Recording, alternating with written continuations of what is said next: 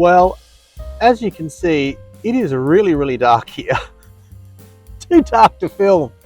Believe it or not, I'm in beautiful Auckland, and we've had to put the backlight onto the QCX Mini because I could not even see what frequency it was operating on. Hi folks, my apologies for the less than stellar production values in this video, but I am on holidays in, wait for it, New Zealand. Yep, beautiful New Zealand. And unlike previous trips, I have decided and been given permission to take some gear with me. So I'm going to show you the go bag now, and then we're going to head off. And it's a Monday night, so I'm not expecting miracles, but we're going to give it a red hot crack to see if we can nab a QSO. And that is the go bag. So let's get everything out and we'll have a look at what I've taken with me to New Zealand. And here is the actual contents of that bag. And we've packed very, very light. We've gone single band. Now I could have taken the QMX with me, but I've always wanted to see what I could do with that QCX and give it a go. We've packed the navy flameproof key. This is the squid pole. It's a fiberglass, I think it's a 9-meter pole. Now, I could have gone with a rechargeable battery, but what I've done is I've taken one of these, which had 10 1.5 volt batteries, which was a little bit too high. So I've taken 2 out, gets me to a bit over 12 volts with that pair of batteries taken out.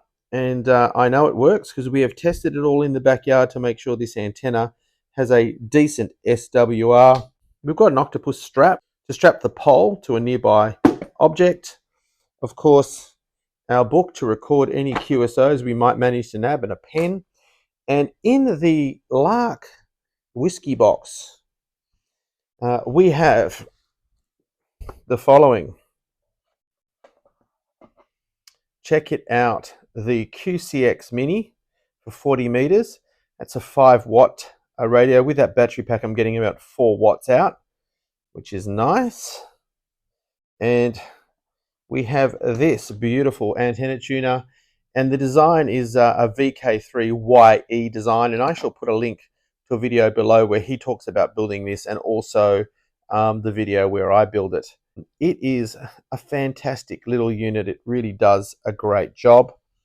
And then we have about I think it's about 10 meters of wire. We also have ourselves a little counterpoise, a BNC to BNC to go between our antenna box and our rig, trusty headphones, and I always carry one of these in case I need to tighten anything, especially the knobs on the QCX. They do have a habit of working their way off a lot of the time, so probably should Loctite them, but that always gets me out of trouble. So that is the kit. Let's go see if we can nab a QSO. Yes folks, we're at that part of the video where I'm going to ask you to please reach down and smash that like button or the dislike button. And if you do like this content and you're watching it and you haven't subscribed, it would do me a world of good if you were to subscribe. It's just a little bit of encouragement, you know, external gratification. Hope you're enjoying this wonderful trip I'm taking in beautiful Auckland. And as you can see, we are seeing lots and lots of very beautiful sights. Let's get back to the video.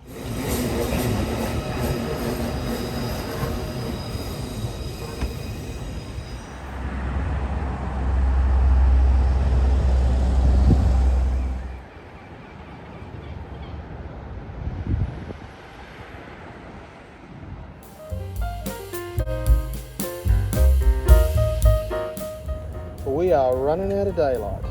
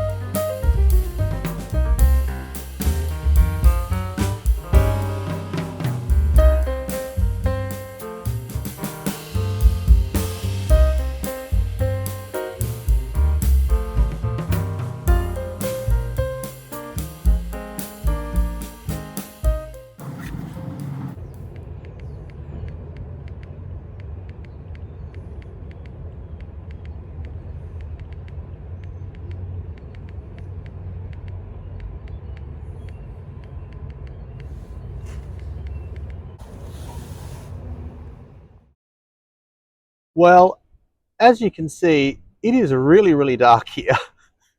Too dark to film.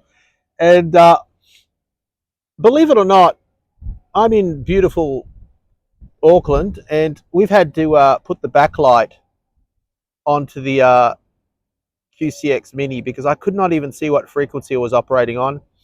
And you can see the end of a QSO I just had, and that was oh, well, look, I'll get back to the hotel room and I shall discuss the QSO that I had. So the QSO I did manage to nab was John VK4TJ.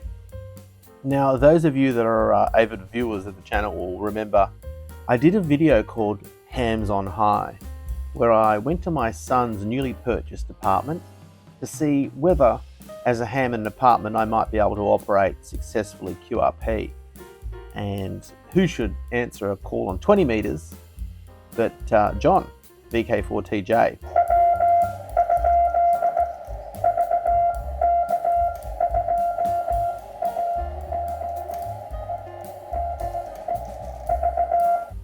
And in this instance, I was plaintively calling CQ on well, it wasn't a freezing night in Auckland. It was quite a mild night actually, but it was still getting a little bit chilly and it was getting very dark.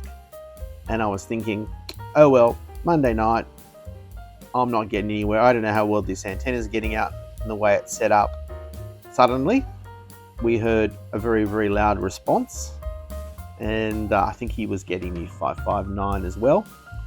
539, I think. Said it's blazing across the ditch, as he put it. So we had a nice QSO. John had just gotten out of the pool. He's in Queensland and he'd had a 36-degree day, so it'd been a very warm day. Here in Auckland, we'd been walking all day and we'd had a very, very mild and, apart from the occasional shower, fine day here in Auckland, 23 degrees. And we did lots of walking, went up a couple of volcanoes, and it's just been a great trip. And of course, fantastic way to end that day was to climb up to a place where I could look at Auckland's beautiful harbour and play some radio. So successful QSO on the QCX, and it's made me think I definitely want to take that combination of the flameproof key and the QCX out for some more portable operation. And it's round 2 of portable operation from Auckland. They have no other skill to sell except their ability to kill people. And I'm going to the same place I went to yesterday. And tonight is Tuesday QRS slow Morse code. So we're hoping that we nab a few more than just the one QSO. But I'll be happy with anything if conditions are like they were yesterday.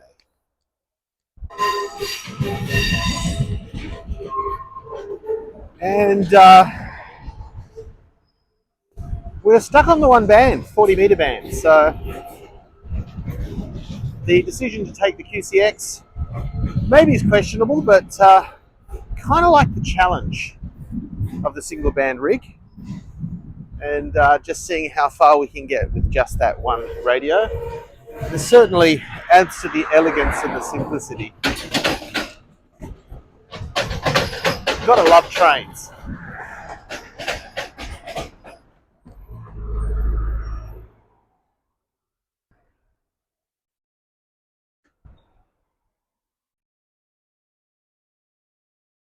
That's where we're going.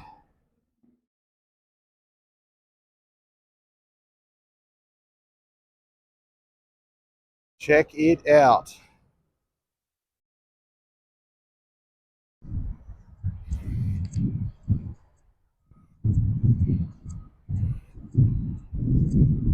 And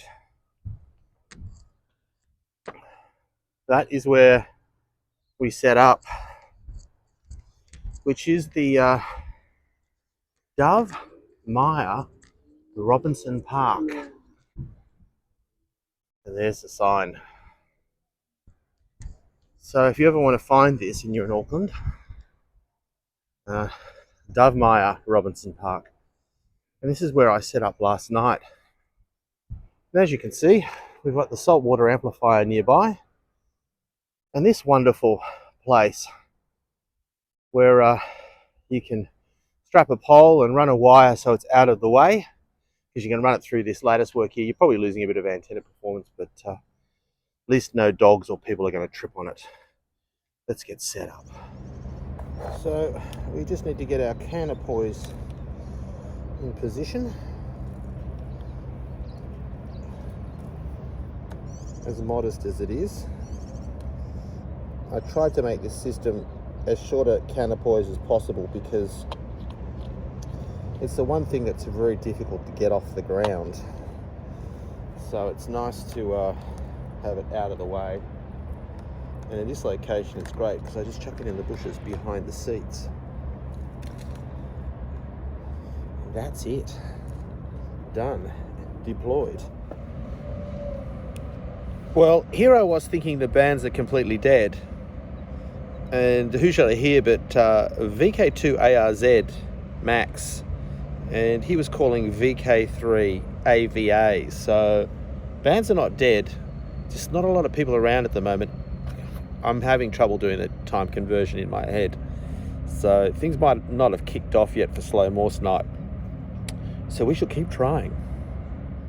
Hi folks, I am at beautiful Waikiki Island, and that last attempt at Auckland Harbour, which you've just watched, we only got the one QSO. Again, Queensland came through again for the goods, and it was VK4DLP, Dan, and at this time the signals were down quite a bit, but we were still quite readable, and the QSO was a little bit shorter, but it was nice to get one.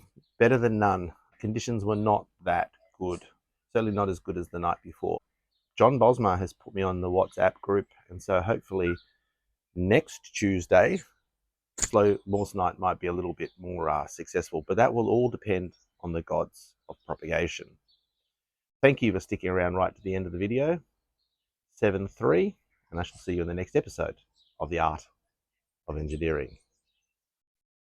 Coming to you from God's own paradise, New Zealand.